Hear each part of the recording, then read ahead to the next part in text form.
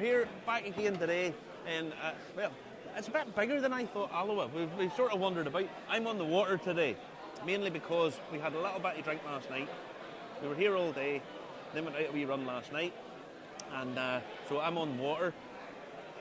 What day is it? I thought it was Friday today. Other waters are available. Now, I just want to say, I mentioned our sponsors, Anne Cairn Distillery. The Founders Cask programme is up and running.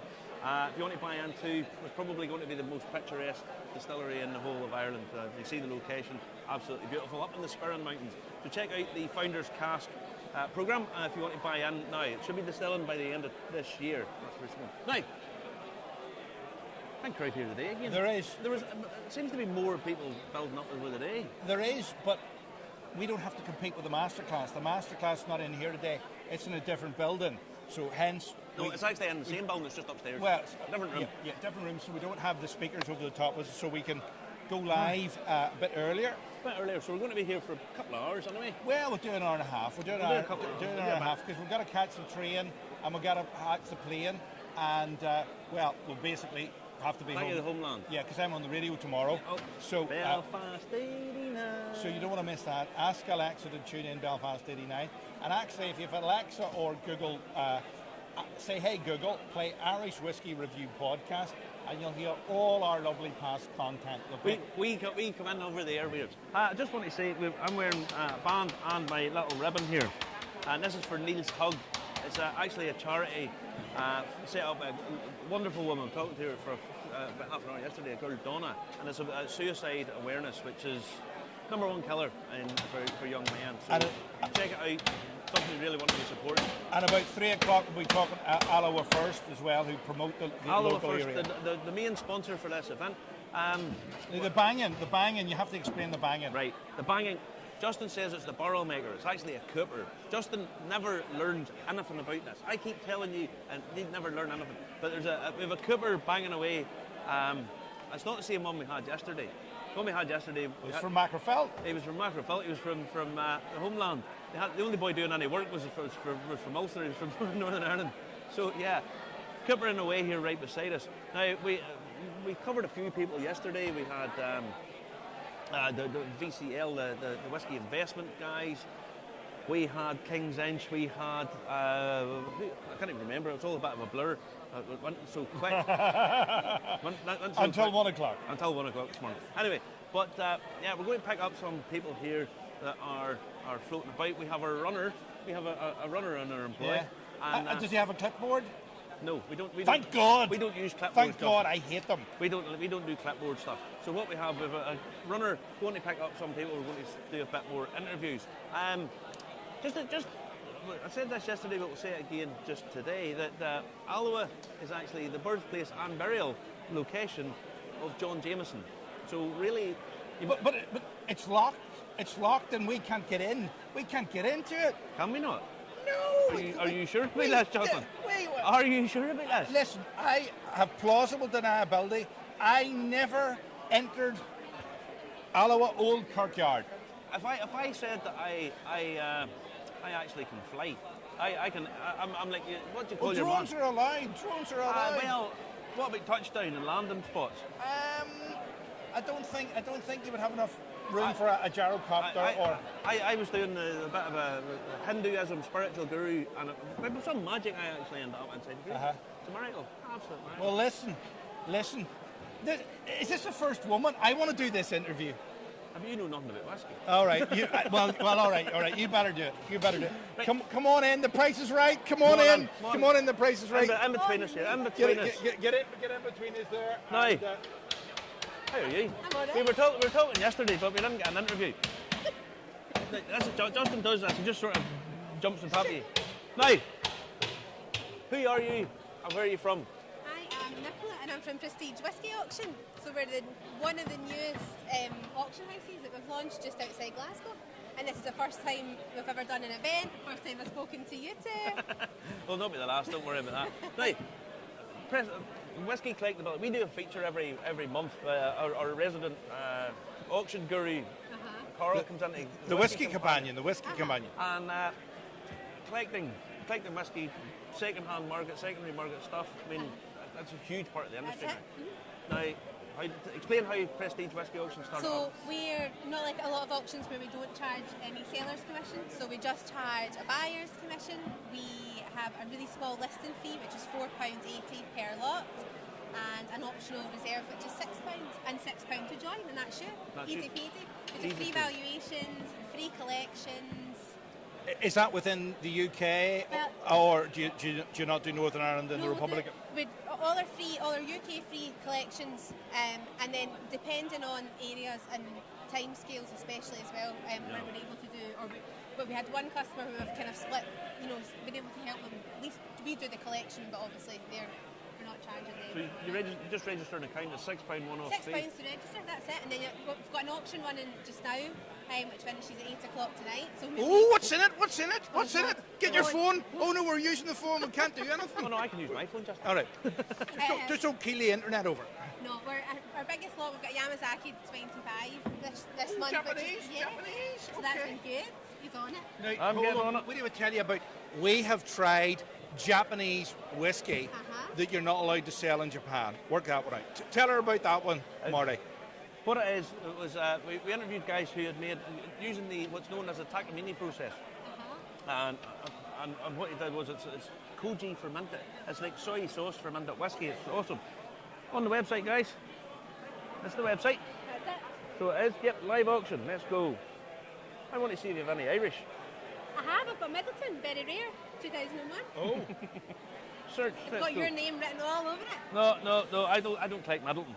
It's sort of like up Campbelltown way that Marty likes. I like the. Hang on. Searching for. Filters. Let's go to filter. That's the one. Go Ireland. No, hang on. I'm searching. It finishes at 8 o'clock tonight, so it's a busy night after here. But What are your? So, obviously, you're wrapping all this yourself, but Yes. is it a family affair? This is family, it? just my husband and I. So 9 times out of 10, if you phone, email, our website's got live chat. It's me. It's forever me with my phone attached to my. Yeah. Is this like WhatsApp in the middle of the night, or have you a special app for it? You have a special app? No, we've live chat. We've got on our website, which obviously pings us when we're here, when we're doing it, whether we're at home, whether we're collecting.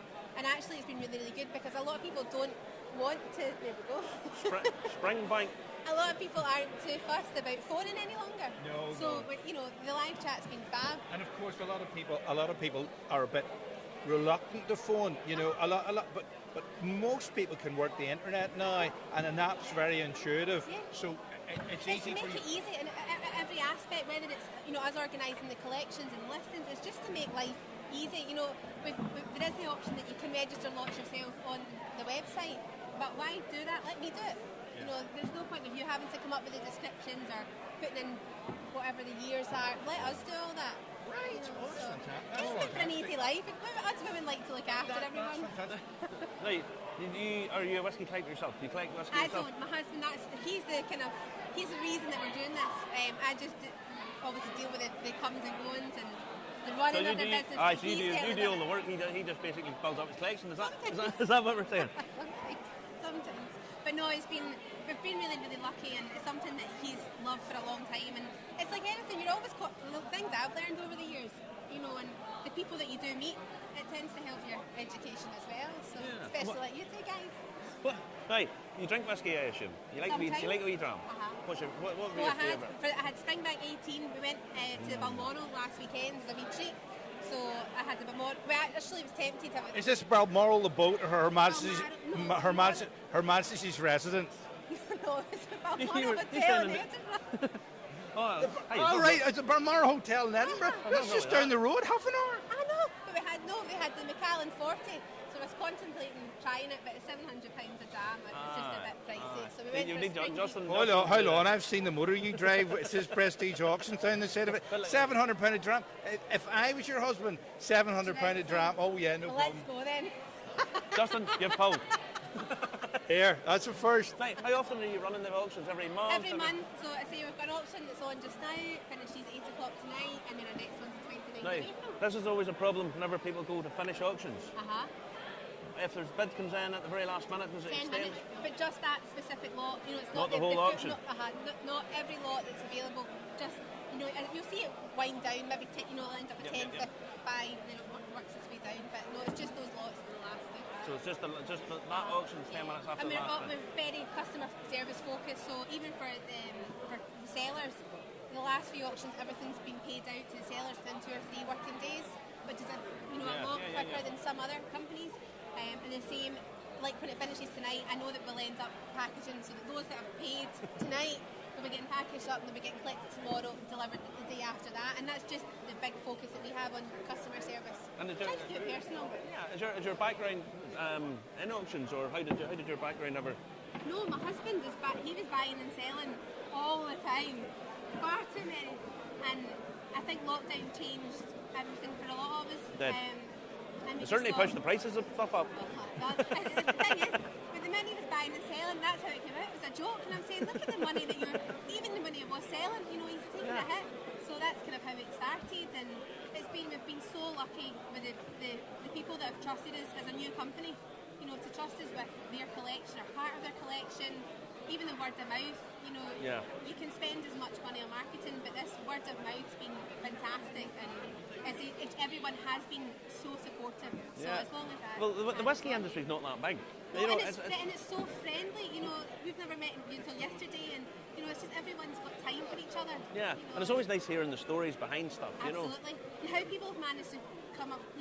How they've managed to get a hold of some of these, like the spring bags that we've got a seller, and such and such knows such and such. And no, it's just a nice. We have been so lucky. So. Yeah, I mean, the prices of spring banks just went absolutely haywire. We've got lots on this auction anyway. Oh, I get lots of spring bank. Just an amazing. So how have you found the festival? It's been fab. It has, hasn't it? Fab. It's such a gorgeous environment, and to see the people have just made it. And it's nice to see people actually getting to go out and about and talk. And we've been fortunate because we've managed to meet some of our customers that we wouldn't have been able to meet them before with everything that's happening. So it's been nice to do that and just chat to people and see people mingling. New faces, and you don't have to do Zoom. You don't have to mute and say, hello. To be fair, you actually have to put trousers on these days, Have you done? But no, it's been great. It's the first event that we've done, and it has been a big deal for us. And so far, it's been brilliant. Well, I mean, the whole occasion, it's a nice, friendly. I've been to lots of these, and some of them are big, and you can see the Graham and Serena running about here, and the families here all running about, and it's kind of got a nice family atmosphere. And we're all kind of helping we're right next to Lindor, so we're all kind of tying in together. And it's been brilliant, and I hope they do it next year. Oh, so do I. Hopefully we'll come back again next year. But no, auction finishes tonight, 8 o'clock. Tonight, and then that'll be everything getting ready for the April auction. The April auction. So you're doing collections, and how long before the auction starts? Well, technically we'll collect bottles. The bottle deadline is the Sunday before the auction starts, but because we are flexible and it's us that's doing it, we're not relying on couriers. So especially around about the central belt of Scotland where we're based, it is far easier just to nip in the car and go and pick them up. And we're not very 9 to 5, as I say. If it's 7 o'clock at night or 10 o'clock, it's me. If I hear somebody on chat, I'm still waking up because it's so important. That service, people need the service, and that's what I want to bring to it. Good, so. and I wish you every success with it. And well, I'll probably see you again before we go home. Before you go. We will. We'll pop over and see you again before we go. Care. So good luck tonight. Thank you. So anyone who's have a look at the Prestige auctions. They are of nice little collection and a very, very family friend. I've got Justin back again. No. Ryan's got somebody else lined up. They're going to come in now. Okay. Remember, we're live on YouTube, Facebook, LinkedIn, Twitch. Supposed to be on Telegram as well, but I can't find it, but it says it's going. What is Telegram? Telegram is like WhatsApp, only better. But is that not like Justin? It's to do with Jameson Whisky. It's Telegram and Marconi, wireless. Oh, why? But is it not something stop? Then blah blah blah blah stop. That's a very old-fashioned technology. It's actually fantastic. It's actually fantastic. Right, I've never used. I don't know. It's actually fantastic. We've got another guest coming. We're going to have to pan out because that's a big lad. All right. I'm going to leave you to it. Right. Come on in, fella. Come on in. The price is right. Come on in. Come on in. How you doing, big guy? Right, Justin, you're going to hit pan out here. I think that boy's bigger than me. Hell. are you? I hear you. Who are you and what are you to do with? So I'm Jack from Untitled Whisky. So we're just over there, and it's a tiny wee company starting up in 2020, doing independent bottling. So for those who don't know, indie bottling is like you get a cask of whisky, a really interesting cask, just one cask. And who selects this cask? Me. You. Me and my partner. So it's just two of us. Right. Yeah, it's like we're really small. We've done a year and a half now. We've only done 10 releases, and it's So it's been going well. Absolutely, yeah. You know, we're in 5 countries already in year 1.5, I guess. And is this a COVID concept? Does that start during Yeah, COVID? it started in lockdown. Yeah. We just wanted to do just it was time for a change and do something else. And I was really passionate about it. Always have been. I was working in the industry before then anyway. And so that's our bottle here. Now let me see this. Now I'll hold this up. Hopefully we can focus in. So this is Brown Eyed Girl. Yes. Now, you know Van Morrison is from Belfast. You know Van Morrison from yeah, the Belfast boy, Brown Eyed Girl. Right, what's Brown Eyed Girl now? So we always have a wee bit of fun with it. So yeah. Like I said, we've only done 10 releases, which are single casks normally, and we always name the bottling after a classic record. Oh, brilliant. So, our first one was Sweet 16 Years Old. It was called Teenage Kicks. For Scottish whisky, you're basing yourself in Ireland quite a lot here. No, when I had my Loch Lomond cask, I called it You Take the High Road, and I was a wee bit of fun with it. Of course. So, you should have fun. So this is a 30 cairn. It's done at cask strength. We try and do everything at cask strength. The lowest we have ever done is a 50% alcohol bottling. Always unchilled filtered, always natural colour, straight from the cask to the glass sort of thing. Yeah. And minimal intervention. Nice. This one is finished with the first fill Pedro Jimenez cask, sherry. And it's sold out on the day we released it, but we kept some back to the festival guys. Yeah, of course. Try it and not get one, Yeah. Now, obviously, with independent bottling, you have to factor in cost. I mean, the costs for independent bottlers are obviously higher than the distillery that are releasing it. Of course it is. So basically, people are paying for your selection. That's what they're paying for. Yeah, you're very much so. So they're paying for our selection, our palate. They're paying for something unique. Because if you buy a bottle from a distillery, you can get something fantastic. But you're getting a huge batch, and the whole idea with a big distillery release is consistency. Absolutely. And vat together hundreds of casks to create a single malt that's consistent over the years, and that's a great thing for worldwide distribution. Of course. But for us, we're the other end of the scale. We're tiny. We've got one cask. We've got 300 bottles, and when it's gone, we're on to the next. On to the next thing. So, Now, how many releases? You said you have 6 releases. Did you say how many? I've done 10. 10. I've got 3 available for sampling here at the festival. Okay, so if you're anywhere near Alloa, come down to the festival and you can get a sample of this. Now, so you've done 10. How is there any sort of period of time between releases, or do you? It depends on the cask. So if we've got a cask and we love it and it's ready to go, then it goes. And if it's not ready, then it's not ready. Yeah. So we've got right now we've got 3 here. So we've got Strawberry Fields, which was first fill red wine cask, full maturation. It's 10 years old from Blairathol. Wow. And it's pretty punchy at 50% alcohol. Yeah. We've got Brown Eyed Girl, which we already talked about. 53.3. And the next one, which is even more exciting for us, it's Glen Elgin matured in first fill ex Madeira octaves. So octaves are tiny casks this size. And it's amazing. It smells like marmalade. It's really super delicate, super elegant, and of course we've called it Killer Queen. So it's at 53.9. Wow. Now I have to say you're not very old. I'm 32. Well, you're still young to be doing the branching out into this wee baby face. Long may continue. Right, but I mean, even 32. I mean, to set up your own brand and to have the confidence to go out and do this. This is a big investment. So, very much. Yeah, so I mean, it's nice to see young faces coming into this kind of thing and sort of driving that image of whisky away. Yeah, and it's like whiskies. It's what you said about us being young and getting started, a big investment, and it is. But that's why you see on our stand, we've only got 3 releases. We don't have 12. Yeah. So and it's just me and my partner. We do it off our own backs, and we do.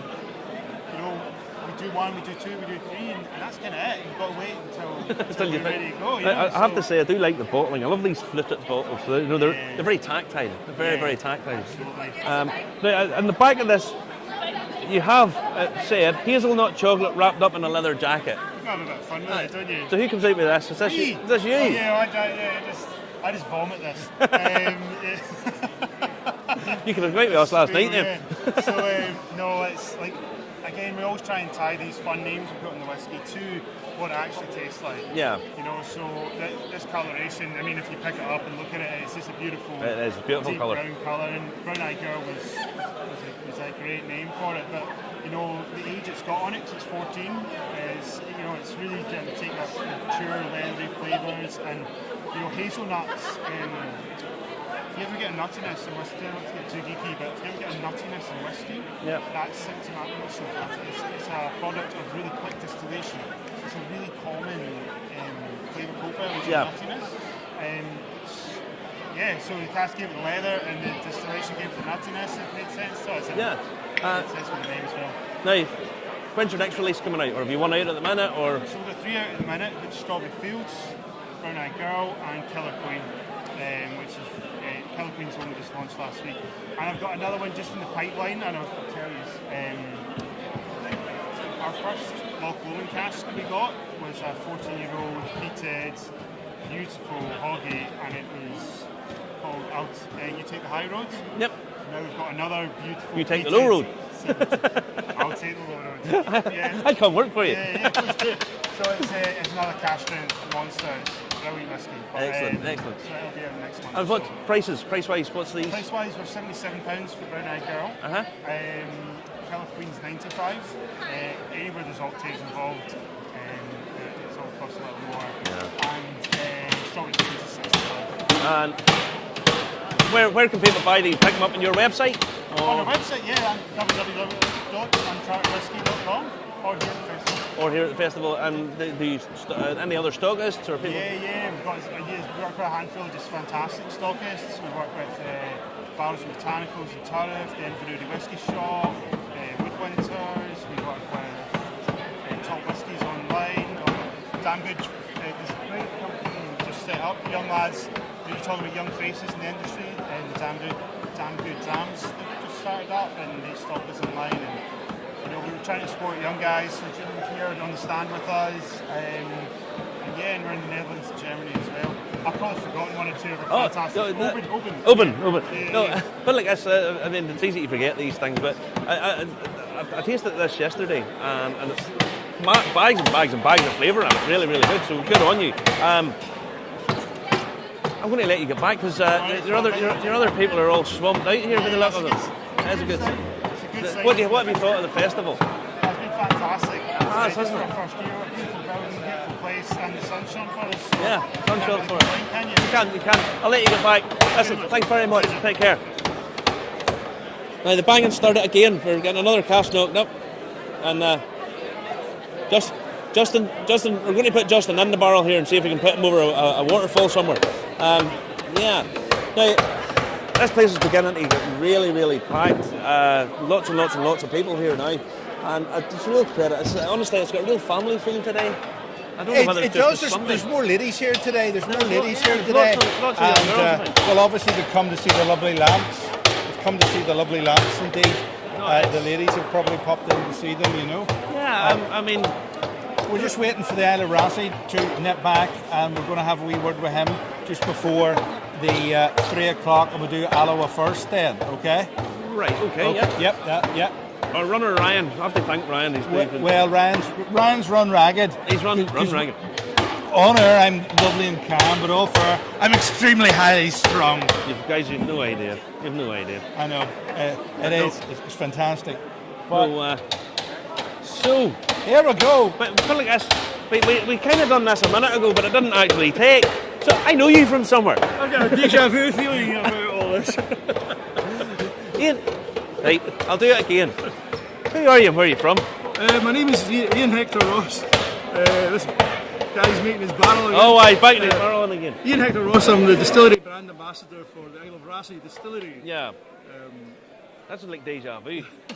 No, we done this, it didn't take. Anyway, if you don't know about the Isle of Raasay, I have a bit of a fondness for the Raasay distillery because I actually stayed there back in 2017. You weren't that long open, and you can actually stay inside a distillery. And Raasay's just beautiful. Yeah, well, 2017 was when we actually started production, so you were there bang at the beginning. Right at the beginning. So what we've got today is the fruits of that. You were there when I was there probably when this was running through the this stills. was running through the stills and going into barrels, and now it's come out in 2020. In whiskey years. But yeah, so 2017 we that's when we turned the stills on, but it was a good couple of years of construction work prior to that, getting the distillery set up on Raasay. There'd never been a tax-paying distillery on Raasay. Not a legal one. Or legal, somebody call it. Possibly legal, but you're not paying any tax. Yeah, it's just the tax bit that's we quibble with.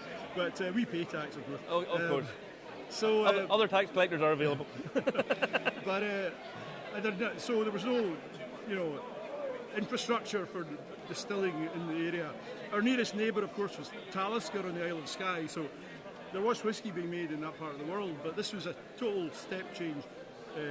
Before then, on Raasay, if you grew up on Raasay, your options were: I'll work in my father's croft, I'll work in the ferry, I'll work for the forestry, or I'll get a seasonal job in the hotel. Yeah. Other than that, young people just left the island, and it's not a big population up that part of the world. we've got last census 161 people. So manpower's at a premium. And the age profile last census was not good, basically. Yeah. In the senior majority. Yeah. So once we get the distillery up and running, it gave the opportunity to a lot of the young people to come back, to think about coming back. Yeah. Whereas before it was unthinkable that they'd come back until they had a chance to get the family house, which is not the best circumstances. But what the distillery has done is given them jobs, so they've got a foundation now, all year round work, and going from fisheries and crofting. Yeah. We now have distillation, we've got hospitality, we've got cask management, cask sourcing. You've got a lab coming up. We've totally jumped the shark, and we've got young Martin, who is our kind of chemist, good name, by the way. Chemist wizard. He's now got his own lab developing, so we can always analyse, and he will analyse our whiskey, also our gin. We make gin as well. Yeah. But he's currently in the hunt for a mass spectrometer, which doesn't really exist outside in any part of the West Islands. Some university would be nearest one. So he's told us that this is very important to his work, because he can basically identify the fingerprint of our spirit, so we can replicate it, and we know everything about the spirit. But then in his conversation, he said it's not just about spirit, it's about the wood. I can analyse the wood. I can tell exactly what is that cask the same as that cask. Is that a good cask? Is it giving? What's it giving us? He said I can also do it with sandwiches. I imagine. Tell you what you do on a Friday evening. The boss isn't about. Have a couple of rams and think, I wonder can we stick a packet of crisps in this and see what comes out. I know. Yeah, what would mustard do to this whiskey? So yeah, that's it. But he's got, obviously, Raasay, the pace of life is quite slow, so he's got time to think silly thoughts. It is. I mean, when you come down for breakfast in the morning, there's a massive big window at the front of the building, and you look out to Skye. The best way to see Skye is not on Skye, so go to Raasay and see it, isn't it? Yeah, well, that's the view from the distillery is key in the story of the distillery, because that's what brought the distillery to Raasay. Yeah. It was just a summertime treat of sitting outside the old hotel with a beer at 6 o'clock, watching the sun coming down over the Coolins, over the Isle of Skye, and you would just sit there, and all the locals at the end of the day get together, have a chat, just be sitting there and going, what do you think of this view then? If you hear that once, you hear that all the time. Right, I'll tell you how hard the people are in Raasay. It's where they film SAS Are You Tough Enough? And these boys are actually working about 20 yards away from where they film this. Yeah, well, they're actually about 50 metres away from us, and they're getting shouted at, and they're crying, and they're saying, this is terrible. And we're going, what's the fuss about? This is great. I had to walk to work this morning. I know we had to walk to work. had to take the dog for a walk, and you're complaining, but... Over there shouting at Aunt Middleton, keep the noise down. I know. Well, we did do that. We told them to. We let them back for 2 years and then told them not to come back the third time because all their bangs and Helicopters. helicopters. You guys wouldn't be used to all that noise up there. No, we've got our own type of noise that we make. Now, if you go onto TripAdvisor and things they do in Rossi, number 1, the distillery. Number 2, a Pictish stone. That's the number 2 that's about as highlighted as get. Then there's the road. Callum's Road. Callum's yes. Road. Boy built a road. That's another attraction. You can come and see his road. And that's basically about it, really, isn't there? Yeah, well, we're gradually finding other things. But the Pictish stone tells you all about how old Rossi settlements go back. You know, we've got an Iron Age, as well as a Pictish stone, we've got a Pictish fort. Yeah. So this goes way back. People have been living in Rossi, settling in Rossi, and trying to make their life in Rossi for thousands of years. And we're just the latest iteration of that, of how do you make life work on an island. Now, there's a bit of a hat tip. I love your bottle, by the way. I'm a big fan of the bottlings, just the shape, because again, it's lovely and tactile. And you've got an ammonite on it. Explain this. What's this? Yeah, see, the geology of Rossi is pretty complex. It's got some of the oldest rock strata in the world. You've got Louisian gneiss that you'll find in Paris, and I had a geologist come by today who he actually lost his geology hammer on the top of the mountain and asked me to look out for it. So the geology of Rossi is part of the distillery story as well. We've got volcanic rock, we had an iron ore mine in Rossi, and also the fossils in Rossi are kind of like it's one of the 4th things in TripAdvisor. It's number 4 in TripAdvisor. It's find a fossil, and this is one of the fossils. So it's part of what the island's all about. This is a real ammonite fossil from the north end of Rossi. We took an imprint of it and got the wizards that make the bottle to imprint it. So the fossil that's on the bottle is actually on the rock at the north end of Rossi, and sort of uber whiskey geeks can go up there and put their thumb on it and say, I've touched the fossil, the Rossi fossil. Touched the Rossi fossil. Now, what's in the bottle? Because it's quite complex. Yeah, we've got... we're a young distillery, started in 2017. Our whiskey is 3.5 years old. From a very early standpoint, we decided that we would not rely totally on age to give us good whiskey. Yeah. We would pivot towards cask quality from the very outset. Mm-hmm. So we spend a lot of money and resources in acquiring very nice casks. We've got Bordeaux red wine, we've got rye whiskey, and we've got Chinkippin virgin oak. All of these have got incredible giving of flavour and qualities to the spirit.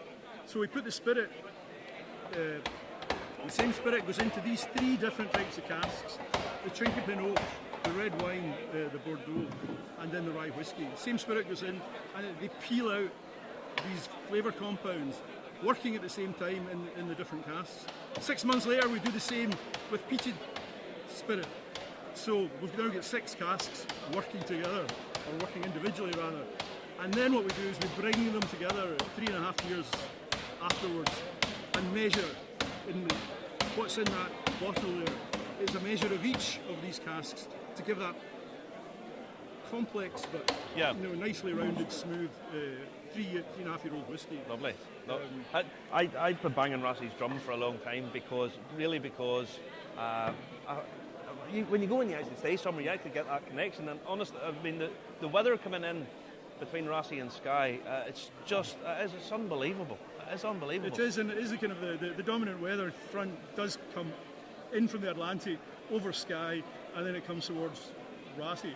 In many ways, it's good that Skye's so mountainous. It takes a bit of the rain out. It takes the shoulder for us, and we're usually about 2 degrees above. I wasn't going to say warmer. 2 degrees above the temperature in Skye.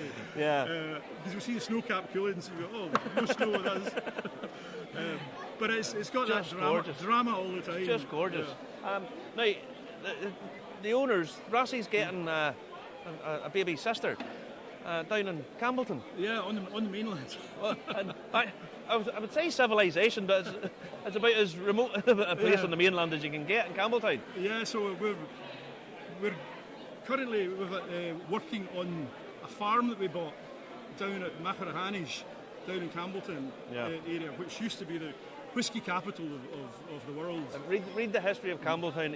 I mean, it's 3,000 odd people roughly in it, and 35 distilleries at one point. It's the town that Whisky built, and we've acquired a farm, 200 acres, and unlike Rassie, it's not quite as challenging in terms of the sea, mountains, and in Campbelltown they can actually grow stuff. Barley. All we do in Rassie is feed animals. Rassie, they tried. We did. They tried barley. We had a 2 acre croft, strip of a croft, and for 3 years we grew Whisky variety, really hard variety of barley. And after 3 harvests, we had 2 tons to play with, which is basically 2 runs through the still, which is basically a day's worth of production. But it's beautiful. After it was malted, it tasted so sweet and sugary. It was like granola. It's like breakfast cereal. So so the spirit that has produced is so different that certainly that's the only one I want. In 10 years' time, I want the Rassie barley whisky. I think everybody in Rassie would be wanting a barrel of that. Sign off at that one and say that's what the distillery is all about. Yeah. But but that's a picture. Rassie's the Black Isle in Aberdeenshire, where most of Scotland's native barley comes from for the whisky industry. Yeah. Rassie is twice as wet in climate.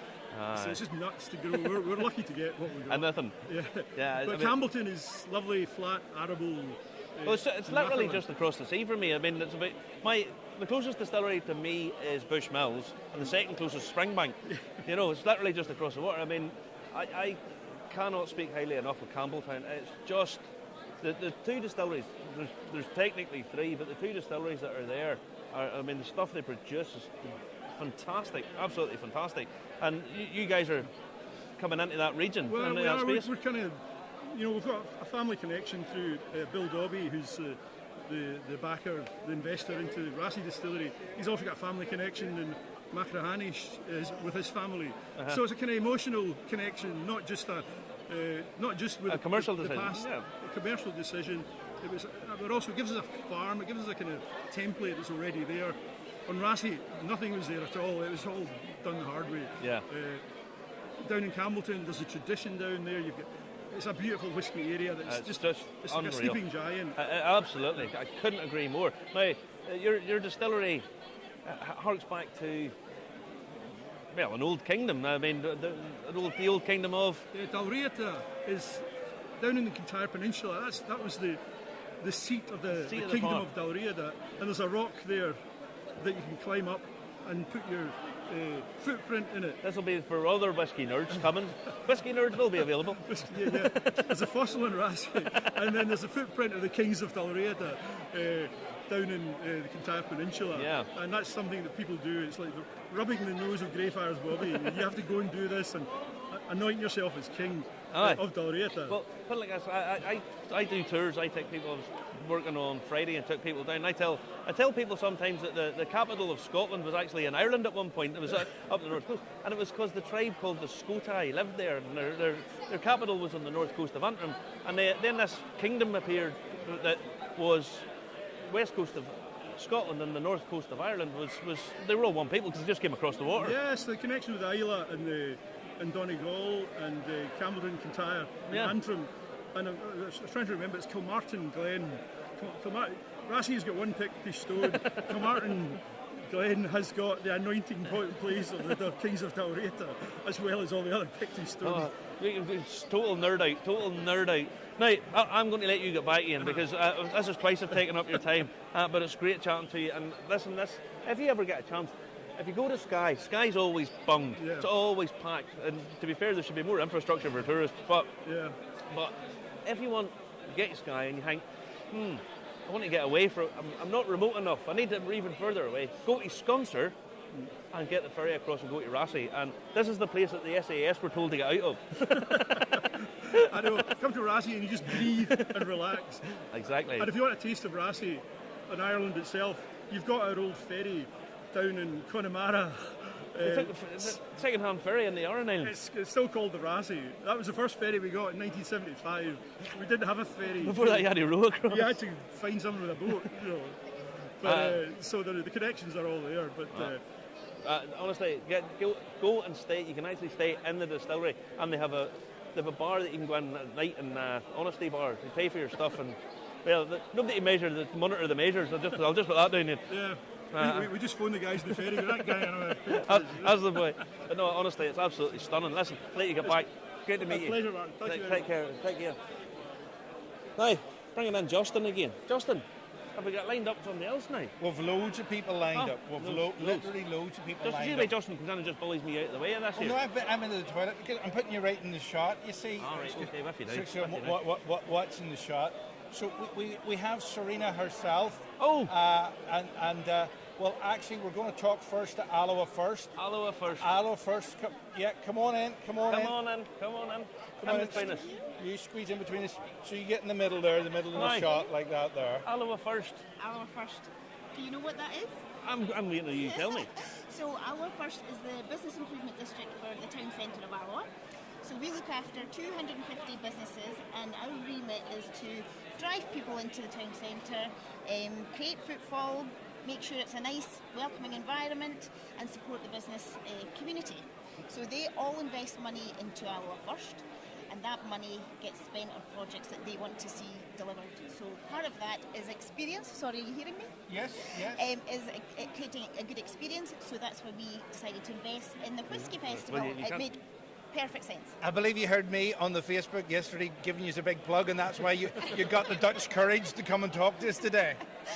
Possibly, yes. I quite like a chat now and again, and I love to promote Alloa and make sure everybody knows it's a great place to come to. We get a real slating sometimes, but it's not. There's loads happening. There is loads. We were out here last night. We were out enjoying the festivities around the place, the hospitality of the place. The Falcon Chipping. Yeah, that was day one. That was banging. That was banging. No, but I mean, you have to say that's been a tremendous success. It's been a great success, and it's been great to see local people, but not only that, people from further afield as well. So yeah, it's exactly what we wanted to happen. I've heard people leaving, just like yourselves, and going into town, spending money in the local shops, the pubs, the chip shop, etc. And it's been good to see local businesses here today attending as well. They've gave out tickets to their customers, so they've all managed to get something out of it as well. So right. If I'm coming to Alloa, what is it to do? Tell me. Sell Alloa to me. Sell Alloa to you. Well, we have got the friendliest community. We're the smallest community in Scotland, but we are the friendliest. There's a market every Friday. We've got Andy Scott, who is a local artist that did the Kelpies. I don't know if you've heard of the Kelpies. I've seen the Kelpies. So we have got a trail throughout Clackmannanshire of sculptures that Andy Scott did before he did the Kelpies. So we've got lots of cycle pathways. We've got the beautiful Ochil Hills to go walking in. Mountain biking. It is. It's absolutely stunning scenery. And we've just recently got the Clackmannanshire Tapestry, which is part of the Great Tapestry of Scotland. Is that like the Game of Thrones and the Bayeux Tapestry combined, but real? Yes, but real, and done by local stitchers. So that's just launched last week. And we've got a lovely cinema that people don't use enough. It's absolutely gorgeous. It was an old church. And it's a nightclub after 11 o'clock at night. And the gentleman was actually here today, and he's had a wander about and is very impressed with the festival as well. So we'll maybe get advertising in the cinema for next year. So it's a great wee cinema, and it's half the price of the cinema in Stirling and the surrounding area. Now, just have to say the local charity here. Yeah, that's one of our local charities, and they're based just outside the town centre. But yeah, we've got great charities.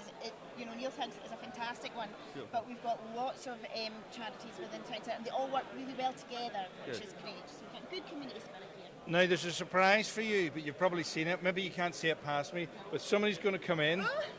Somebody's going to come in. Look at this. Look at this here. Look at this here. Oh, now I'm very embarrassed. Oh, so unnecessary. This is just on behalf of all the team, all the Slange Events team, and in fact all the Clackmannanshire, for not only the support that you've given us, but the support and the work that you do throughout the Shire, throughout Alloa. It's very much appreciated.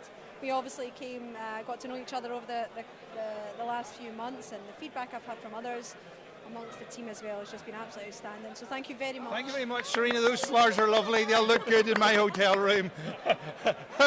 Oh, that's lovely. Right. Thank you, Tina. It's been a pleasure working with these guys, actually. The- It's been a really easy event for me because they've been so professional. It's been I really mean, the whiskey history here is, Yeah. I mean, it's a fantastic location fantastic. for Yeah. And we don't shout about it enough no. locally. Well, the whiskey nerds should really know much more. You know, there's a whiskey nerd community. They're quite big and vocal, and they could get them to come down here. You know, and maybe start running tours of the old distilleries and stuff. Yeah. People like this. Yeah, definitely. Onwards and upwards. I Onwards think. and upwards. Onwards Listen, and thanks very upwards. much for joining us. Thank Thanks for being amazing. Lovely, great sport. Now, Serena's coming back in. Serena's Anne. come back For in. goodness sake, Justin, how long have we known each other? You know it's Serena. Selena. No amount of, it's just my accent. Covers it. I can't read your badge. It's big enough. I know, I get a lot of Serena Williams. I'm like, well, spelled the same, but not the same. So don't call me Serena. Oh my God. Now, I noticed earlier on you've got trainers on today. Yes. Because you were running about in high heels yesterday. High heels. Well, you know what? As I said Thankfully we to- didn't interview you yesterday because you were about I 3 inches said taller a than lot to a lot of the exhibitors. I said, listen, I've worked hard for the last year on this, and I am wearing heels. Woke up this morning, couldn't get out of bed, and actually thought, I'm just going to wear my trainers today. So, Yeah. Well, my feet are actually killing me. It was like pins and needles last night when we were walking back home. I ran, it was like walking like this here, and I was walking like, you're on your feet too much, you see. So. I think it was just the amount of whiskey that you perhaps consumed That last may night. have had a factor in it. Yes, it may have been. How you think, man? I think it's been absolutely tremendously. I really do. We are so overwhelmed with the wonderful feedback, with the exhibitors and the ticket holders that came along. Those that are passionate about whiskey and about the area and about the fact that it's ultimately what we believe is home to a big part of the home to whiskey, you know. But we've also had a lot of people in who aren't whiskey drinkers, which has been really refreshing actually. It is. It seems a different mix today than yesterday. Huge, a massively different mix today. There's maybe a lot more ladies about today. Yes, so last night we had I would say we had our connoisseurs last night, which was really quite nice, having like-minded people around today.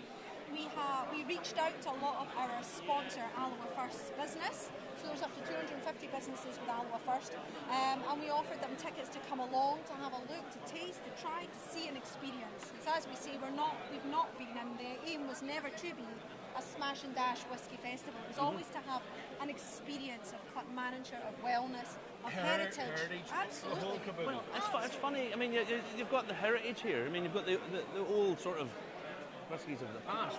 But a lot of the young guys. I mean, there's some of these new guys. I mean, wee guy said he was 33. I thought he looked about 18, to be fair. But no, I mean, there's lots of the newer brands and newer independent bottlers and stuff here. This is the idea. This is the idea as well. And somebody actually said to me earlier on, you know, what about the big boys? Why are the big boys not here? And he said, well, we're not yet the big boys either. I says, we're Clackmannanshire, we're going to establish ourselves, but at the end of the day, we want to promote Clackmannanshire, we want to promote small independent distillers and exhibitors. We also have people that are non-sampling as well, so it's about coming together to help one another to boost the profile of not only Clackmannanshire, but those that are... Diageo's here making a lot of noise, and you don't get any bigger than Diageo. Well, that's the thing. Is it the case you're too close to Stirling, which takes everything, and too close to Edinburgh, which takes everything, and too close to Glasgow, that takes everything, and you're on the way to the Highlands? Hey, Justin, takes everything. We're here today. We are taken from Edinburgh and Glasgow. No, I'm joking. It's funny because I've worked previously in events, predominantly in Edinburgh, Glasgow, the bigger cities, and different countries as well. And yet there's been a real unique feel to creating something as intimate and as different as we've created here. I certainly feel, and not just because it's our event, but I've loved intimacy. I've loved having, you know, small independent. We had VCL Vintners here who actually approached us. They came straight up from London. They contacted us to ask if they could be part of the festival, going on the basis that we were promoting wellness, the heritage aspect. Yeah. They don't. There's a lot of exhibitors here that came back to us and actually said when we reached out that they don't tend to go to festivals these days, as they don't sell, they don't educate.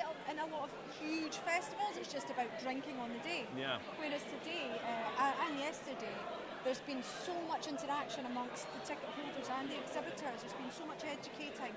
We've had, tastings, master classes that have ran on because like-minded people have been talking, discussing the tasting. It's been lovely. It's been really nice. Who blew up all the balloons? are they part of this or part of something Now, else? it's funny that you talk about the balloons. As you know, we support our charity partners, Neil's Hugs Foundation, our suicide awareness charity. Good man, here we go. You can head over and Google Neil's Hugs Foundation. And it was really important that we incorporated Neil's Hugs into the hall without discussing too much in detail. So what we thought about coming up with, it was actually Scott that came up with this other one of the Slange team. He said, you know, what if we put a point in where Neil's Hugs can say, look above you, every single one of those 55 stars is actually a suicide, the statistics for Clackmannanshire over the last 5 years in suicide. So, My God. so if you think about we're the smallest local authority in Scotland and you look at these stars, it's frightening. Each one of these stars represents somebody who's taken their own life, and that needs to stop, and we need to raise awareness about it, and that's why we're here today. So yeah, it's not. I didn't blow up these stars. In fact, it's another of our sponsors, Party People, in Sauchie. So So you didn't have to do that. Yeah, I tell you what, they came along yesterday. The place looks great, and I thought, you're damn right, you done it. So they had a great time last night as well.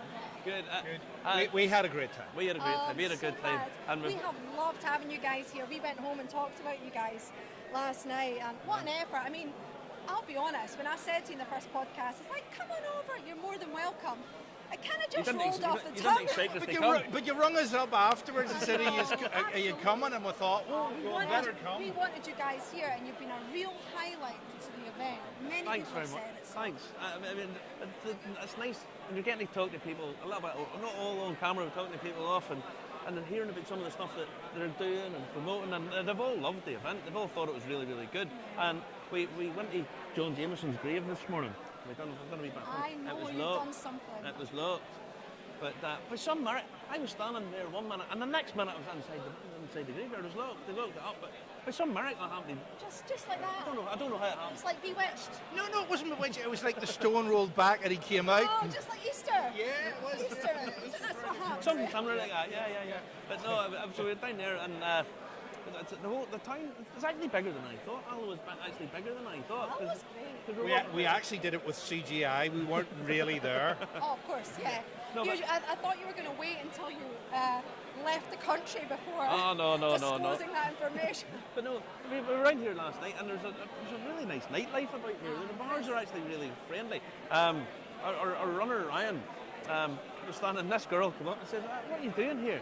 I said, "Oh, we're over at the Whisky Festival." All right, then on. Then the two of them quickly, he sat and eating some of her Chinese or whatever it was. It was dead nice. That Nice. is wonderful. Do you know something? When I moved through from Edinburgh, I'm an Edinburgh girl, born and bred. Graham's originally from here.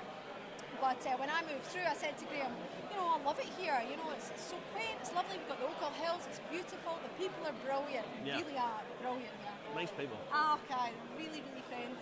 And I remember Graham saying to me, well, I was born and bred here in Clackmannanshire. I want to move to Stirling. And I remember thinking, going to Stirling, see some houses and nightlife. I thought, nah, we're moving to Clackmannanshire. Stay in Alloa. We're staying in Alloa. Now, we're going to let you run on because Wonderful. you have been running about, and every time you had a wee drink. Absolutely. Thanks so much, guys. I'm going to swap with you because at this camera angle, you look bigger and I look smaller then, you see. You see, it's the way the camera angle gets you, you see. See, we look the same size. So we go over like that there. You're getting bigger and I get smaller. It's good the way it does. It's because it's the shape of the lens. That's it. That's good. Yeah. That's good. Hi. So, how are you getting on? Good. You're not drinking today, are you? Well, I've had a couple of specialist things which we're not allowed to talk about. At these events, see, whenever you come to events, especially one like this, there's always the odd sneaky thing where somebody will say, listen, this hasn't been released yet, we're not allowed to tell you. But they're always here. You can always ask about them. And I got a tiny wee nip of a bit earlier on. It was really quite pleasant. They're particularly special. Now, we need to give these cask people a mention again, don't we? We need to talk about the Ancairn Distillery, our sponsors for today, who have their Founders Cask programme up and running. 464 casks represent 464 metres, which is the height of Contour, the mountain on which this distillery is going to be built.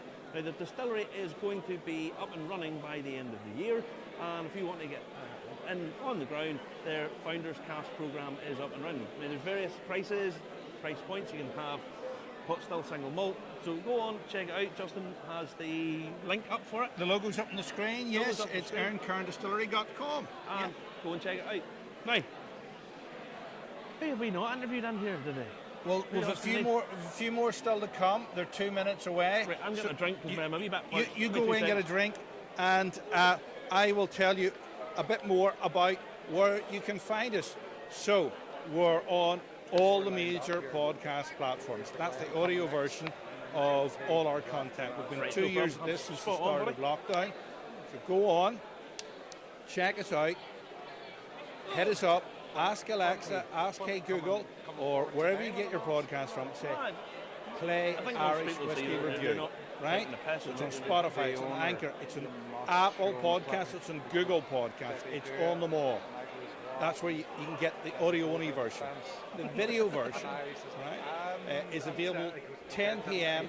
Saturdays, Facebook, YouTube, LinkedIn, and Twitch. And it's supposed to be Telegram. That seems to be technically eluding me at the moment, but hope, fingers crossed, we will make it on to Telegram at some point. Oh, no. Because Telegram have launched channels and you can stream to them. So that's the best way to get us. 10 p.m. the show goes out live on a Saturday night. But there's hundreds of whiskey reviews, all starring Marty. He is an expert in whiskey. He will deny that, but he is. So he reviews whiskies, the good, the bad, and the ugly. We don't hold back. We aren't paid to say nice things about whiskies or paid not to. So it is all his honest opinion. And that all is on our YouTube channel. And if you go on YouTube, hit subscribe, and come 10 p.m. on Saturday night, you'll actually get a ping. And that will say, ping, shows live, and to do it. So,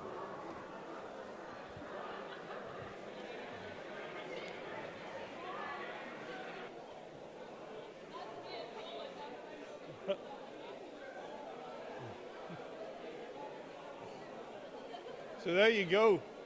There you go. There you go. There you go. So, Marty's ready to go again. I think his mic is now back on again. Aye. Uh-huh. We're back. I set that mic down there for a second. All right. Now, we've got another interview. Steve, why do you keep moving me about? Right, right, see it now. There you go. Aye. So this guy is from Lady of the Glen. Lady of the Glen. And it's not Lady. It's a fella by the look of him. It's a fella by the look of him. So come on in, the price Come on is over. right. How are you, sir? I never seen you yesterday, I don't think. That's because I was floating around and enjoying myself too much. Loads of people. How are you? Good, yeah. Pleasure to meet you. Yeah. Who are you and where are you from? Paul from Lady of the Glen. Well, Lady of the Glen's our brand. Hannah Whisky Merchants is the name of the company. So it's great to be here. We're essentially a small company.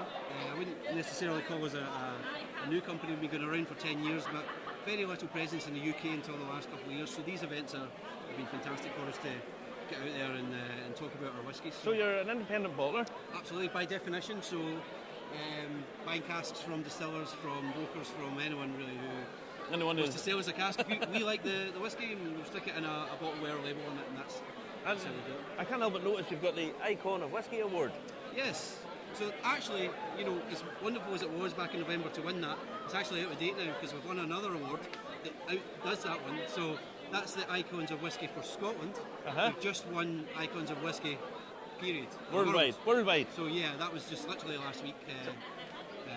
Which I was supposed to be going down to London for the awards ceremony, but bloody COVID prevented me going. So anyway, the I missed dreaded out plague. on it. But anyway, it's great to be recognised. We know we're doing something right. We like what we've got, and we don't necessarily need the vindication, but it is nice. wonderful. It's nice that somebody gives you a pat on the back. Yeah, absolutely. Now, explain the concept because it's Lady of the Glen. Yeah. How did that come about? As an independent bottler, we have to create a brand as a vehicle for bottling the whiskey. So Lady of the Glen is our creation, our brand that we've created. And then within that we can bottle the whiskey. So the one you've got there brought over the Ben Rinnes. It's an 11-year-old Ben Rinnes. In terms of packaging, the packaging will be the same for all our whiskies, and then obviously the information within. So Lady of the Glen's all single cask whiskies, so product of just one barrel, 200-300 bottles max, natural cask strength as well. And basically for the 10 years of the company, this is also our 10-year anniversary this year, so a few celebrations upcoming. Not that we need any. At least you've got a drink, anyway. It will be dry. So that's been the only brand we've had basically for 10 years until the start of this year, where we introduced this one here, which is our St Bridget's Kirk. Now, we're based in Dalgety Bay in Fife, so a little town in Fife, and there's a kind of famous historical medieval church ruin right on the coast called St Bridget's Kirk. So we moved into that bottling hall warehouse a couple of years ago. We were always going to pay tribute to that when creating a new brand. So St Bridget's Kirk is there. So we're actually moving away now from exclusively single cask whiskies, single malts, cask strength, into blended malt territory.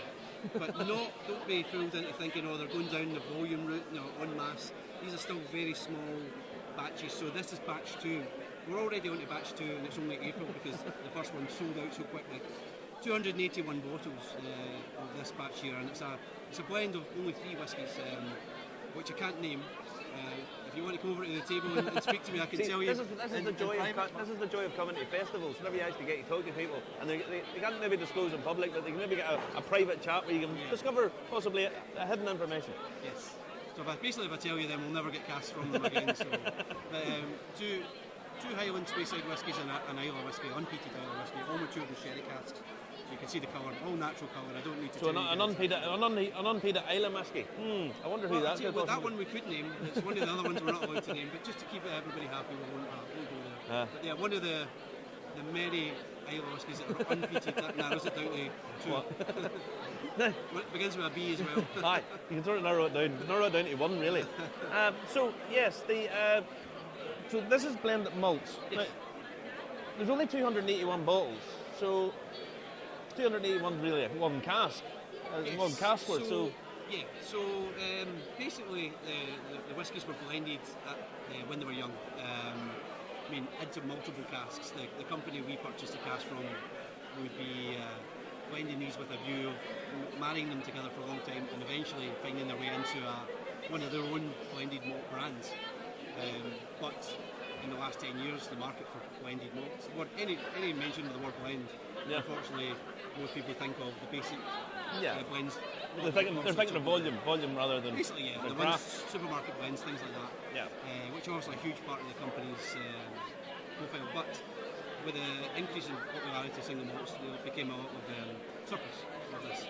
So they sold a lot of it into the market, and independent bottlers like ourselves just swept them up because the quality of these whiskies is superb. And what makes it so special is, as I mentioned, they were married together when they were young, and then left to marry for a long, long time. In this case here, the youngest whisky out of the 3 in here is 20 years old. Right. But they were married when they were like 5 years old in a sherry cask.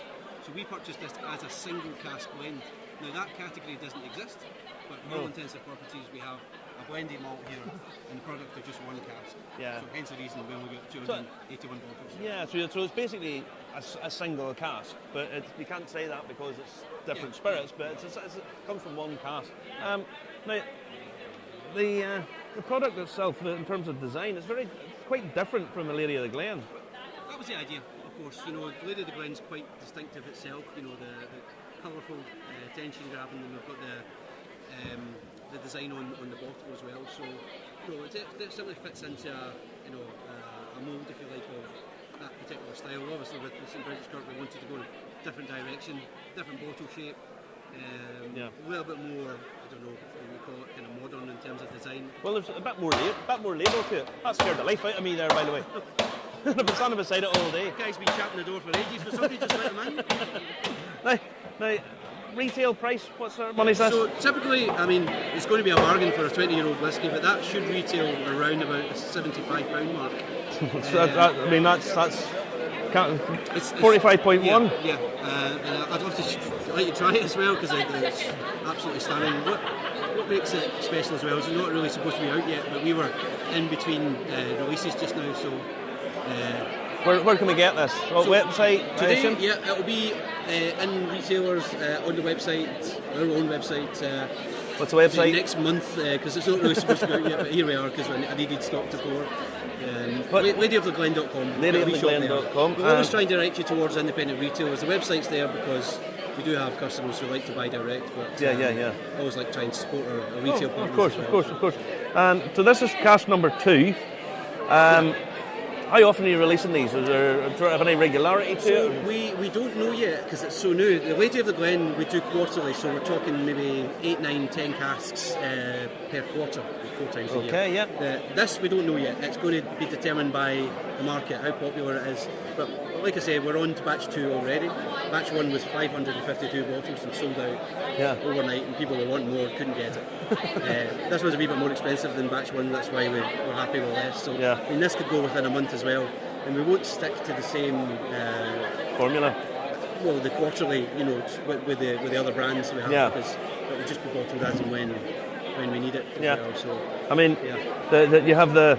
I like this little embossed barley bit here. It's really quick. So that is another tying into the design. So I'll show you the bottle more than the tube. We have the kind of Scottish wildflowers on the bottle. Yeah. So that's the only connection between the two, is that they have that, so people know it's us. People know it's you. Roundabout way. And so. Lady of the Glen, what's this retailing for roughly? So the main one is, see, this again is one of the new ones that shouldn't be out yet, so I'm still getting all the details together. Roughly? So should retail probably about £80 as well. So in around £70, £80 mark? Yeah. So keep an eye out for these, because the independent bottlers, this is kind of growing market. And what tends to happen is people, once they sort of trust the brand, they think, well, these guys know what they're doing, and really you're paying for the palate or the experience of and the product, obviously. That's compared to a big brand that's tens of thousands of bottles. And trust, I think you mentioned the word trust there, that's the key, because we are, as human beings, brand loyal, and whisky doesn't escape that. We know the names we like, if you try a Macallan, you like it, you kind of focus along that lines, and then break your bank. Exactly, these days especially. But you come to an event like this, and it can be intimidating for maybe not a whisky connoisseur, whisky club, that kind of, we're quite well educated, but the average whisky drinker can be intimidated by what we do, because it is a lot to take in. It is. And so we've always got that challenge as well to overcome, but it's all about being bespoke as well. Yeah, well, but I mean, you're buying into a story in a whisky. That's primarily what people like about whisky. I mean, obviously the flavour and the taste, the quality of spirit, but you buy into stories, and independent bottlers, I think sometimes possibly, if you can get the right message to come across, it can be a real asset. Some of them do it really well. But I mean, you've kind of got location. We'll do our own thing, and we are a small company. There's only 4 of us. Myself and the boss, Gregor Hannah Whisky Merchants, hence the name.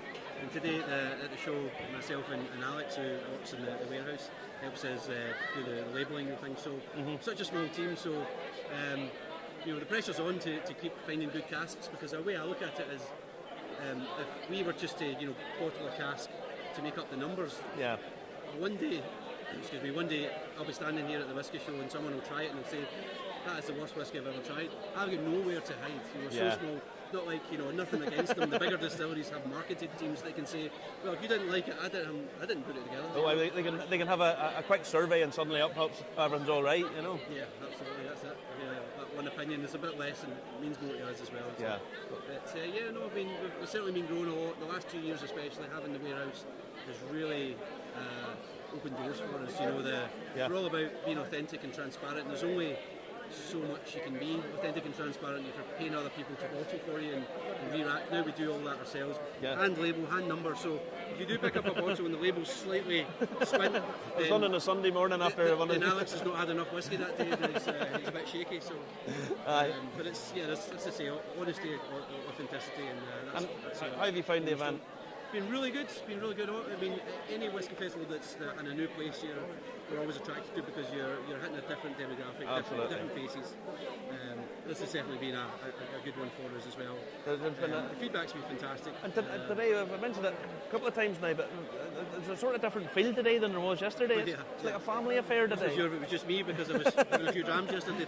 Today I'm driving. So I'm the same. But no, there's definitely a totally different sort of family. There's a lot more ladies about today.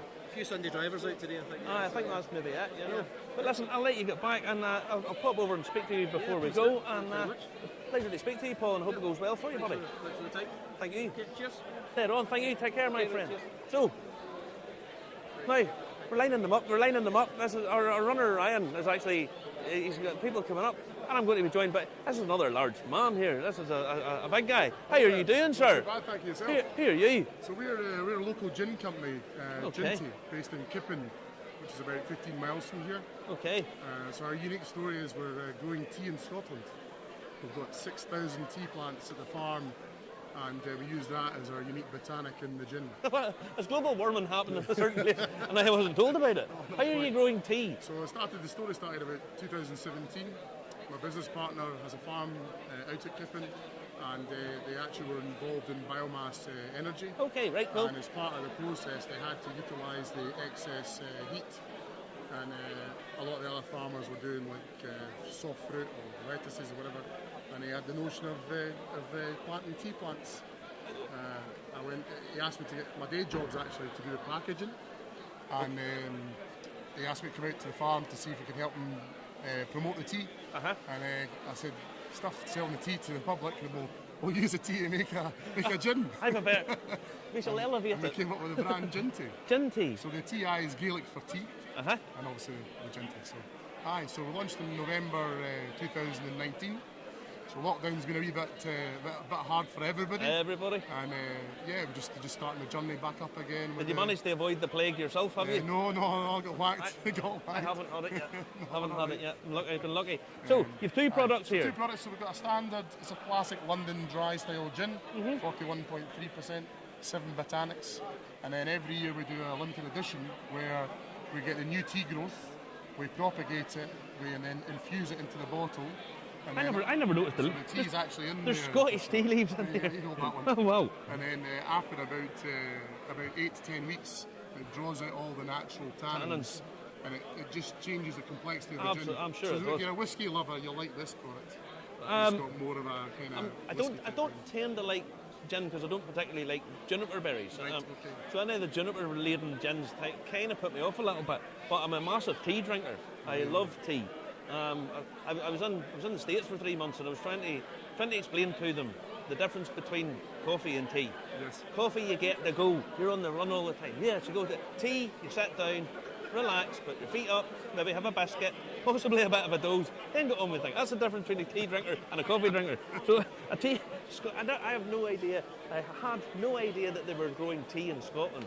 Anyone who's watching this in the States, the Scottish climate is not conducive to growing tea.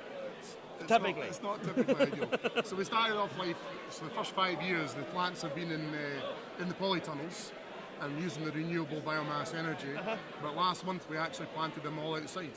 So they're down by we've got the Buckwan Burn and the River Forth backs onto the farm, and it's actually now like a vineyard. So we've got rows of tea plantations, and they're hardly enough. I will have to take a run down and see this. I will. And pick fresh tea leaves. It's a Georgian species of tea, so it's got enough to survive the climate. We lost about 5,000 plants over the last 5 years. Put like this, the weather it's not ideal. It's not ideal. It's been a bit rough in the last. There's been a couple of storms coming in. But so how's this going? Is it being well received? It's been well received. This product in particular, both in fact with the event we had earlier in the year as well. So we're going to have to get our finger out and get a bit more stock of that. And then the gin here is very popular in the local area. Yeah, I mean, well supported. You know? I mean, obviously, you're not going for volume. You're not a big volume sales. No. So what? We'll sell about 3,000 to 5,000 bottles a year. As COVID's gone down a little bit, and it's done in single batch 100 litre stills. We actually distill it up in Aviemore. Oh yes, the Kinrara distillery. If you come across that product. I think I'm in Aviemore next week. Right. I think I'm touring next week. So grow the tea down here in Kippen, in Stirlingshire, and then distill it up in the Highlands. And retail prices. So £38.50 But if you go online, you Ginty 10 discount, you get 10% off, and we can ship UK and Ireland. And this product here is $49.50. $49.50 for tea flavoured gin. Tea, folks. And I love it. I like the story. I really, really do, because as I say, I'm a massive tea drinker. I think lots of it, and to have it in gin, which would hopefully, with the tannins, probably take a bit of that sort of. This is fantastic, neat over ice. Yeah. But also as a mixer, I actually recommend ginger ale and orange. So a completely different type of flavour profile, you know. Yeah. This one's just classic, full fat tonic and lemon. You get into it, you know. And so, in terms of local people, I mean, gin growth has been phenomenal in the last few years. So create a bit of space for yourself in the market. Yes. The tea obviously is huge. I mean, a lot of distilleries that have opened are obviously starting a gin to carry them over into the whisky production. We want to stay true to, so we're in it for the long haul. Yeah. With the tea, and we think in the next few years products will probably start to drop off and hopefully make life a wee bit easier. But it is a very tough, saturated Can I buy your tea? So the yield that we get off of the plants is unfortunately not commercial enough yet. It'll take about another 10 years. So we'll have to wait 10 years for a cup of tea. Aye. So we've got enough to do the tonic and the gin. See, coffee people coffee people couldn't wait 10 years. Tea drinkers, we're much more refined and easygoing sort of bunch. So yeah, get it on the website. Yes, gintygin.co.uk. Ginty Gin, and we don't have to put the wee. And you can put Ginty 10 at the discount. And Ginty 10, you get 10% off. So this would be about £40. Well worth getting. And listen, thank you very much for joining us. Appreciate it. Busy down here, busy. All best. Take care. Now, where's Justin when you need him? There he is there, but as if by some miracle. I am, and I'm going to do something. I'm going to go and talk very shortly to the Cooper. I'm going to go do the Cooper. You did the Cooper yesterday, but I'm not going to do any manual labour at all. I'm not struck by this revelation. No, I'm not going to do any manual labour, but I am going to get in the barrel, and I'm going to pretend to be the flower pot man, and we'll show that next week on the show. You don't want to miss this, folks. This show normally goes out live, Marty, doesn't it? It does. Normally goes out live on a Saturday night. Yeah. So we've come over flew over to Scotland. Where I just discovered they're growing tea in Scotland. No, I discovered that yesterday and tried it. That's why I give you that lovely tea. Because you like iced tea, you see. I like tea. Yeah. I think the fact it was probably a little bit worse for wear yesterday evening. Now, do you want me to interview this guy, or do you want to do it? No. You do it. You do it. You do it. Come on. Hi. Yes, we're ready to go. We're ready to go. Come on in, my friend. How are you doing? Come in here. Now, come over this way. I'll just grab this microphone. Let's doing this live. It's not as seamlessly smooth as what one would hope. How are you? Oh, we're doing very, very well. The event is fantastic, especially for a good organisation. So, Annandale Distillery is, well, I think we're making a lot of people happy, to be fair. There's a lot of happy people about this place. Exactly. There was a lot of happy people about yesterday too. Especially the cash drink whiskey as well. Now, what's your name? It's Ben. Ben Callan. Yeah. Ben Callan. Ben Callan. So, Callan. From England, so don't read anything into that. Justin the other day, there was a guy, we were out somewhere, and a guy came over, and Justin goes, "What part of Australia are you from?" And the boy said, "Manchester." So I can pick up accents, Justin just can't. So you're from England. Yep. Massively transforming distilling scene in England. I mean, the huge growth in whisky production. So tell us about Annandale. So Annandale Distillery was established in 1836, a very, very long time ago. Mm-hmm. And essentially what happened was we went through a bit of a turmoil period with Johnny Walker and the First World War and obviously American Prohibition, so we unfortunately had to close down in early 1924. Now, Annandale Distillery lay dormant for at least 90 years at this point, so a lot of the local people had forgotten about us, and a lot of the world whisky drinkers worldwide had forgotten about us as well. And then in 2007, our new owners, Professor David Thompson and his wife and business partner, Teresa Church, they purchased the distillery and they brought whisky back to the south of Scotland, and we've been going ever since. We had our very first whisky released in June of 2018, and it's all single malt, single cask, cask strength whisky, so very happy to be producing that kind of whisky back to Scotland. Yeah, right. Let me see the product. There we go. See, careful not to drop this. So this is the Man of Words bourbon. The Man of Words is a homage and a representation of Robert Burns, who was local to the area. Very, very lovely man. And then the Man of Swords, if I just take that from you as well. So the Man of Swords is a reference to Robert the Bruce, the former King of Scots, and the 7th Lord of Annandale. So two very famous figures, and we're very privileged to have them on our bottles and representing here today, especially when this is quite a historic place to have very few battles, should we say. Fighting over the place. Now, this is quite punchy, I've noticed. 61.1% ABV. Yes, it's quite punchy, but still packed full of flavour. Yeah. The one thing I always say about single malt, single cask strength whiskey is that you probably can't get any more pure whiskey in the world, especially if you do it at that style. The benefit to cask strength is that you, as an individual, as a taster, can add water down to your own specifications. And honestly, we've got a few bottles here today, and probably about 500 to 600 people. Yeah. That means that every person can add a drop of water to their own specifications. And once that's done, you've probably got about 500 different variations of our whiskey made specifically for that person. So I always try and tell people this isn't one bottle. No. You know, this is essentially two bottles in one. It's two bottles in one. Yeah, a lot of people do say that. And the thing about it is, you do get to play with it how much water. Sometimes you overdo it, and then you learn. You know. Now, I'm just reading this here. This is smoulderingly smoky. Yes. Explain how smolder. That sounds very seductive. So we get a lot of people that say, "Oh, peated whiskey." They're like, "No, I don't touch peated whiskey. It's not my thing." This is one that will probably convert people to that smoky whiskey. Essentially, what happens is that when we talk about distilleries like Freud or Lagavulin, they have a lot of iodine in their water. Now, Annandale has very soft waters, and we don't have a lot of that iodine, so we don't get that medicinal TCP quality that is usually associated with those quality brands. So what tends to happen is that we get a much more lighter spirit coming off, and it's, as I said, it's smoky rather than peaty. So it's a very, very light spirit, so it sort of sits at the back of your throat rather than the forefront.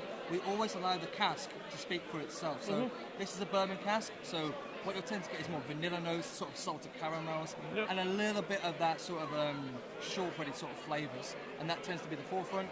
But you're probably you're burping 3 hours and you'll still be able to taste it. Very appealing.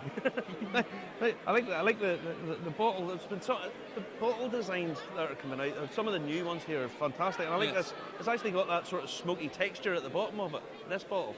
That's really nice. It's actually a really nice bottle. Well, that's all down to our distillery owner, Professor David Thompson. He's a professor of marketing psychology, and he actually sort of looked at each individual way to do a bottle. And we went to a French chandelier company who do all of our lovely work for us. So we don't short on quality, should we say? No. It's all about quality over quantity. Now, price-wise, I have to ask the hard question. Give us an idea of price. So the Man of Words bourbon and Man of Swords bourbon, they retail at our distillery at £126. The Alloa sherry retail at £148, and our new founder selections are both $85.95 for a red wine burgundy cask, or also a refill bourbon as well. Cool. Buy it online. You can always buy it online. Anything over £100 is free delivery. Obviously, with that, we have to charge about £5 delivery. That's okay, no problem. No problem. You're paying for a good product. There's no age statement. No. This is your own spirit. It is our own spirit, yes. So we mature everything and we produce everything on site. If you do come to the distillery, we do tours, so you can come and visit all of our staff. You can see how the production works and how quality actually is. So you can actually, if I'm taking your tour, which, let's be fair, I probably will be taking the tour. So we can always talk to the production staff, and if you've got any questions whatsoever, we're completely transparent, we're completely humble, we'll give you all the answers that we can. Cool. If I can't answer your questions, I'll find somebody that can. Good. And now, exactly where are you located? Where is Annandale Distillery located? If you're heading up from England into Scotland and you go past Gretna, you jump on the A75 going towards Dumfries. Between Eastriggs and Dumfries, there's a small little town called Annan, and we're about a mile out of the town. So, easy enough to get to. Yeah, pretty much, yeah. Easy enough to get to. Cool. So yeah, you've been busy today? We've been quite busy today. I mean, I looked at the schedule for how many people were turning up in terms of exhibitors, and I was quite taken aback. I was like, oh, we've got Wolfburn, we've got so many big brands here, especially Lindors Abbey, who are fantastic, VCR Vinters, all these kind of places. So we're in the background. People do a lap. They love our whiskey. They come back to us after about 20 minutes and say, give us another dram of that. But we're very humble to be part of everybody, and for such a great event, I mean, for such a great charity, it is Very, very humbling to be here, yeah. It is, and I mean, I've been saying this all day, but it's a different feel today than it was yesterday. It seems yesterday was very busy. There was probably a few more whiskey nerds yesterday floating about. Today seems a bit more family orientated. I don't mean there's young kids running about, but it's kind of that feel to it, doesn't it? Yes, and we did have one gentleman yesterday that was asking me how we measure all of our alcohol. And I said to him, this is how we measure it with the hydrometers, and we cut the alcohol at specific lengths, and he says, that's probably worth about 22 grand. I can do it for 2 grand. I'm meant to be selling to you, not the other way around. It's funny, it's just funny. But no, I shall let you get back. Yeah, thank you so much. Ben, you're an absolute star. And it's really you. quite nice products. And There we go, guys. all available on the website. And we'll be at Leeds Whisky Festival next week as well. So if anyone's going to Leeds Whisky Festival, we'll see you there for a wee dram. There you go. Yeah, Leeds thank you so Whisky much. Festival now too. Listen, take care, buddy. Take care. And I'll catch you again soon. All right. Now, we're going to see Justin back in frame here. I'm back. He's back. I'm back. I'm going to take a quick break. Are you? I'm going to go and get a little drink. Are you? Yeah. Well, what? Yes, you go away and take a break, and I'll do something incredible here, actually. So, what we're going to do is, I'm going to talk to this guy. So I'm going to talk to this guy. We're going to talk to the Cooper again today. It's a different one today, and I'm going to have a quick word with him. So, you volunteered to do this, so I'll put this on you. Okay. Am I going to need to be working? You can work. No, you can talk to me. You can All right, talk. that's cool. You can talk to me. You don't have Take to. your silly glasses off. Take your silly glasses off, right? And what we'll do is we'll have a wee chat about making barrels. Okay. Because I know absolutely nothing about barrels, because I was making barrels, and the correct term is a cooper, isn't it? Yes. A cooper, someone who builds casks. Now, where does that come from? Do you know where that comes from? So what I've heard, it comes from Egyptian times. Right. So it would have been Egyptians that made them for storing and transporting through down the Nile. We use something to seal the cask, which is called, we call it a flag in Scotland, but it's actually a river rush. It's a reed. Yes. It was found in the Nile thousands of years ago. So That's why we assume that these come from roughly the Egyptian era. Because the strange thing with barrels is the port ones in Portugal, they actually run the river rapids originally with the boats and the barrels on them. Yeah. So that's almost where going over the Niagara Falls in a barrel comes from as well, because you know, it's a weird thing, you know, when you think about it. How do people why do people not use stainless steel? I mean, we have actually interviewed whiskey people who use stainless steel for their whiskey, but anyway, that's another story. That's another story. The wood has to be a particular type. Yeah, it has to be oak.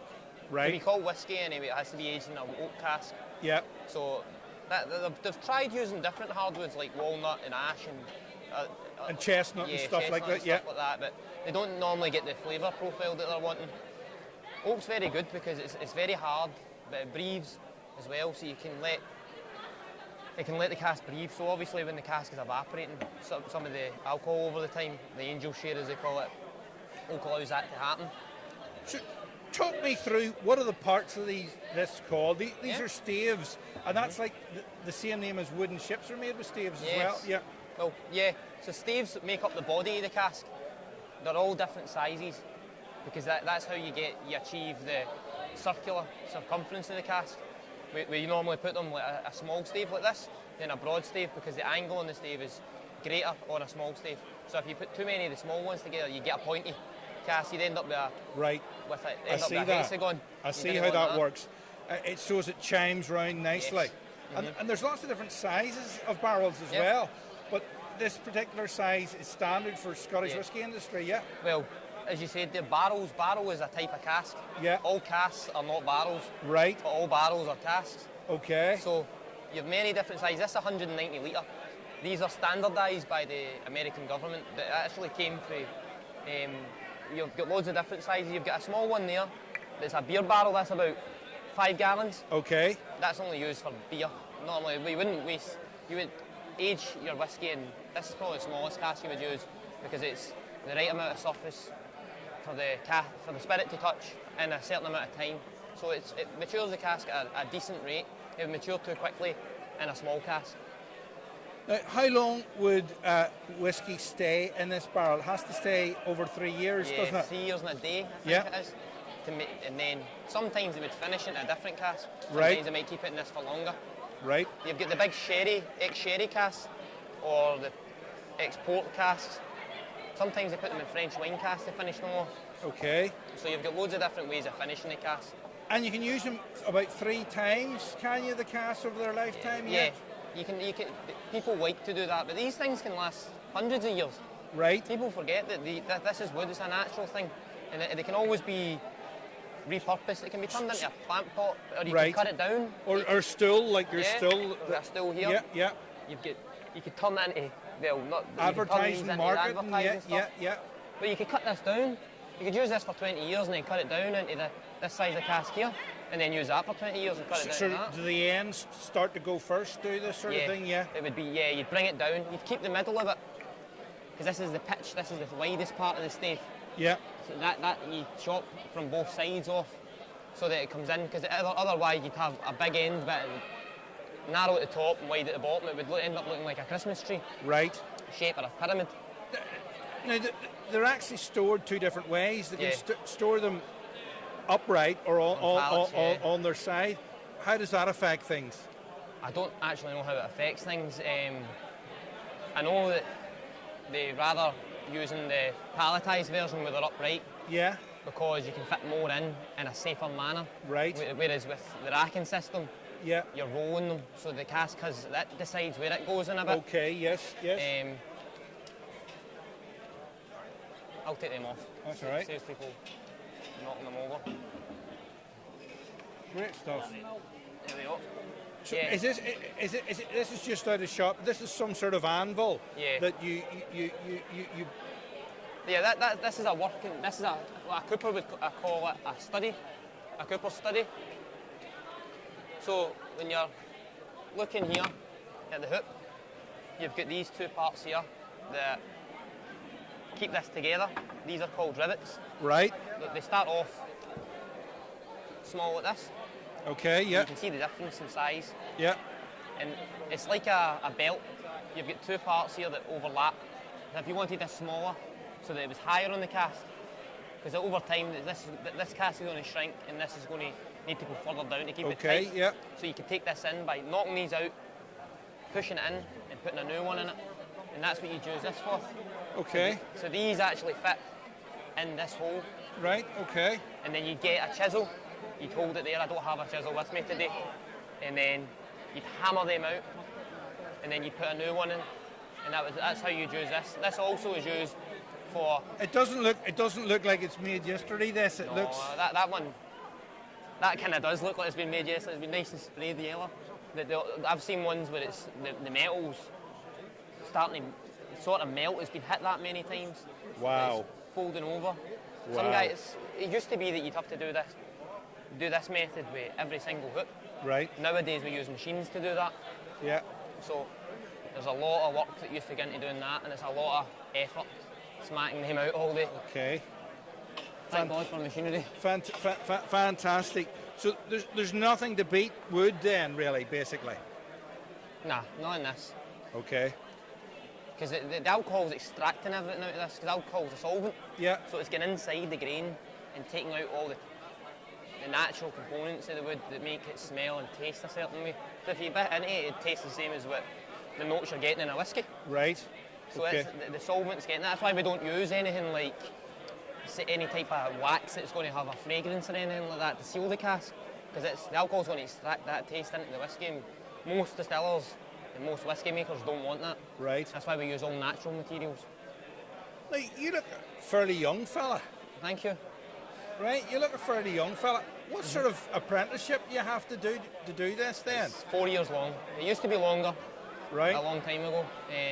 It's 4 years. You learn everything in that time. You learn how to repair, rejuvenate, rebuild casks. Did you always want to be a cooper then, did you? I never knew what a cooper was until I was about 21, until my brother became a cooper. Right. I was actually in the army and I decided that it was time to move on, so Bet your ex-army mates love you. Yeah, they must do. Get a few, Aye. Just good bring runs. one of these out in the boot of the car. I have maybe not full though. Yeah, I love the job. I never knew about it, but it's something I can say I'm proud to know. Yeah. There's not many people that can put one of these together. Yeah, no, there's very few people left in the world that can put these together. I don't think there's very many, and there's only about 3 or 4 in Ireland. And how many in England? 40 or something like that? In England, you're lucky if there's 10. 10? 10? 6 and 10, yeah. And of course, it's hard because English whiskey's on the up at the minute. And that's good. The more drippers, the better. People seem to think it's a dying off trade. Yeah. It's been revived. Well, it's great that you're keeping it alive, and thanks for talking to us today on Irish Whisky Review. So it's really been a fascinating show here at Clackmannanshire Whisky Festival. Lovely stuff. Thanks very much. Thank you very much. There you go. Now, I don't know where everybody's gone. This is what it's looking like here. It's shaping up. It's sort of winding down for the day. That's just the cooper working away. You can see the lovely balloons here, and the amount of people that are still milling around. It's been a fantastic 2 days at Clackmannanshire Whisky Festival. They've got displays here, all the heritage going back hundreds of years connected with whisky in this area, and they had master classes on. They had food, they had liqueurs, whiskies. They're going to do it again next year. They're talking about that already.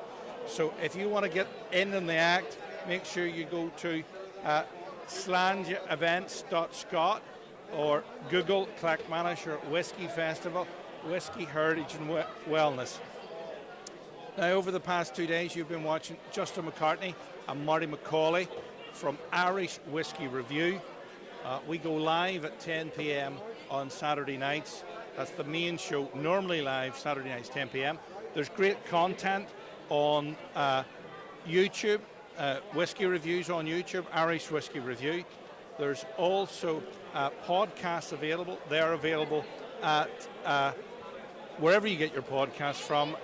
Basically, ask Alexa or Google, say, Alexa, Google, play Irish Whisky Review podcast, and up we will pop.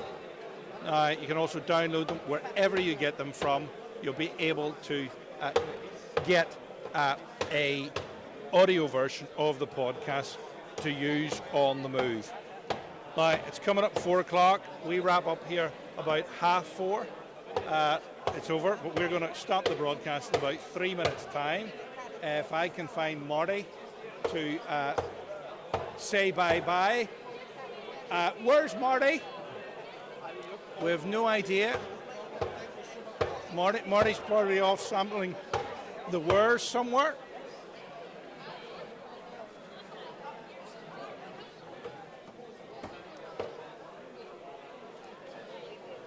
So it's just coming up at 4 p.m. We are, of course, live. We're just wrapping up at Clackmannanshire inaugural Whisky Festival, which not only covered Scotch, it covered heritage, it covered wellness. Alloa First were the main sponsors. Neil Tubbs Foundation that was supporting. Check out their pages. That's through Slange Events, and you can find out all about the event which you've just missed. It's just wrapping up for today. It will be back next year, and you can come along and enjoy everything that Alloa has to offer. It's about half an hour out from Edinburgh. It's about 45 minutes from Glasgow, and Marty's back in the room. There you go. Back in the room. Annie's back in the room. So we're just going to wrap up, Marty, I think, because it's coming up at 4 o'clock. Is it? It is. Time going in. Yeah, you can come in if you want. Come on in. Come on in.